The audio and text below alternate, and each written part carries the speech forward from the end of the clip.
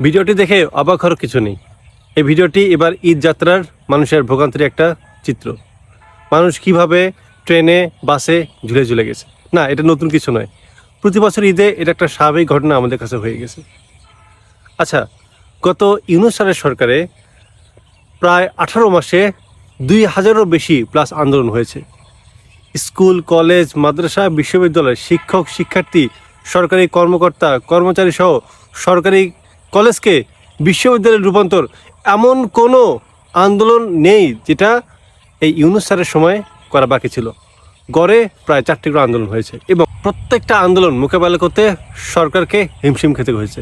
Even কোম্পানির মালিকরা যদি এই পোশাক শ্রমিকদের বেতন ঠিকমতো না দেয়, সরকারের বিরুদ্ধে আন্দোলন, যমুনা ঘেরাও করো। চিন্তা করো যে কোন মাপের আন্দোলন আমাদের এই দেশে হয়েছে। আন্দোলন করেছে, ফল পেয়েছে, ঘরে ঢুকেছে। এই যে আমাদের এতগুলো আন্দোলন হয়েছে না, প্রত্যেকটা আন্দোলন ছিল ব্যক্তি স্বার্থ, এখানে কোনো জাতীয় স্বার্থ ছিল না। যখনই তারা ফল পেয়েছে, ব্যারাকে ঢুকে গেছে, মানে তাদের ঘরে গেছে। তারপরেও কি তখন দেশে চাঁদাবাজি ছিল না, ধর্ষণ ছিল না? একটা বারের জন্য কি একটা মানুষের মনে কি এই জিনিসটা চিন্তা হয়নি যে প্রতি বছর ঈদে মানুষ যে এই তো বাসে ট্রেনে ঝুলে ঝুলে যায়, লঞ্চে মানুষ জায়গা পায় না, কত করুণভাবে যায়। কোনো নেতা, কোনো সমন্বয় কি বলছে যে আমাদের আরও বাস দরকার, আরও ট্রেন দরকার, আরও লঞ্চ বাড়াতে হবে যাতে করে মানুষ নির্বিঘ্নে ঈদের ছুটিতে বাসা যেতে পারে? কেউ বলেনি। কোনো নেতার সমন্বয় থেকে কেউ এটা বলেনি। সবাই স্বার্থপর, সবাই শুধু ব্যক্তি স্বার্থ নিয়ে বোঝে। এরা হচ্ছে আমাদের দেশের নেতা, এরাই নাকি আমাদের পলিটিক্স শিখায়।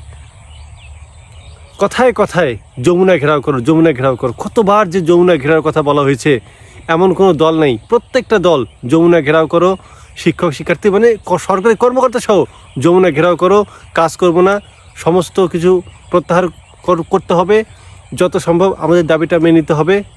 সারাদিন শুধু এগুলোই। সরকারকে তো আমরা কোনো কাজই করতে দেইনি। এবার তো নির্বাচিত সরকার আসছে, কোনো আন্দোলন হয়েছে? যমুনা ঘেরার কোনো কথা বলছে? প্রধানমন্ত্রীর রাস্তা আটকাও, কেউ সাহস পাইছে? তারপর তো দেশের ধর্ষণ বন্ধ হয়নি, চাঁদাবাজি বন্ধ হয়নি, মাফিয়াগিরি বন্ধ হয়নি, উল্টে মনে হয় আরও বাড়ছে। সবথেকে বড় কথা, মানুষের ভোগান্তি এখনও বাড়েনি। কীভাবে নির্লজ্জ হবে এই মিথ্যা কথাগুলো হচ্ছে আমাদের সামনে। যেখানে 500 টাকা ভাড়া 1000 টাকা, 200 টাকার ভাড়া 800 টাকা নেওয়া হচ্ছে। আমাদের সড়ক মন্ত্রী কীভাবে মিথ্যা কথা বলছে যে কোথাও কোনো ভাড়া বেশি নেওয়া হচ্ছে না? কোনো সম্ভাবনা নেই। আমি আপনাদের কাছে বলছি, নির্ধারিত টাকার চেয়ে 1 টাকা ভাড়া নেওয়ার কোনো সুযোগ নেই।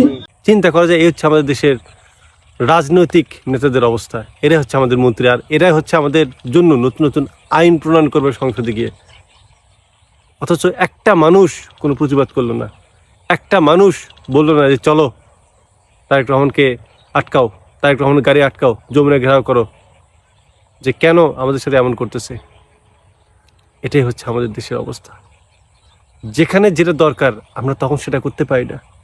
যে কাজ করতে চায় তাকে আমরা কাজ করতে দেই না, শুধু আটকানোটাই আমাদের স্বভাব। যে জাতি এখন পর্যন্ত আমরা বুঝতে পারিনি যে আসলে কোন জিনিসটা গ্রহণ করতে হয়, এই জাতিটা আমরা উন্নয়ন করব, এই নেতাগুলোই আমাদেরকে চালায়। এই নেতারা ডাকলেই আমরা তাদের পিছে ছুটি। এই নেতাদের জন্যই আমরা রক্ত ঝরাই। এই নেতাদের জন্যই আমরা নিজের জীবনটা দিয়ে যাই। হায় রে নেতা, যে নেতা এই যে কয়েকদিন আগে নির্বাচন আগে আহারে সাধারণ জনগণকে, বস্তি মানুষকে পর্যন্ত গলায় গলায় ভাব সব করে দেব।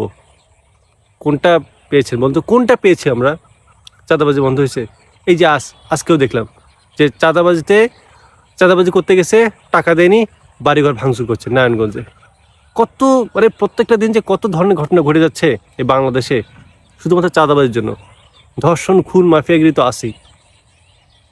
সিন্ডিকেটে চলতেছে এখনো দেশ, খুনিরা এখনো বাহিরে, মানুষ এখনো জুলুমের শিকার হচ্ছে। বলার কিছু নেই।